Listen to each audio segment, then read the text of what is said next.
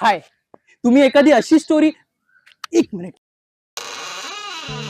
हा हे कम्फर्टेबल आहे.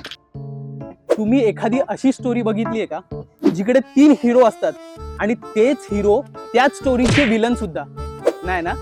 मी ऐकवतो. एक होता मोठा वाडा, जिथे राहायचा एक लेखक, जो गिरवत बसायचा काहीतरी अनोखं, न वाचलेलं न ऐकलेलं.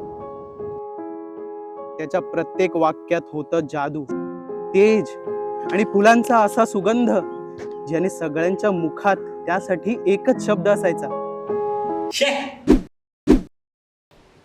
रस्त्यावर चालताना असं जाणवलं की चप्पल पण फाटली आणि शिव्या नको. आणि गावात मोची पण नाही. शी, अरे सोड ना, इंस्टावर रील्स बघूयात, जी आवडेल ती करूयात. ते काय कपडे आहेत काय? आवडले ते घातले.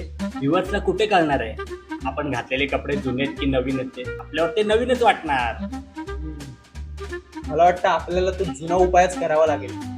कोणता? ही आयडिया चांगली असते आपली.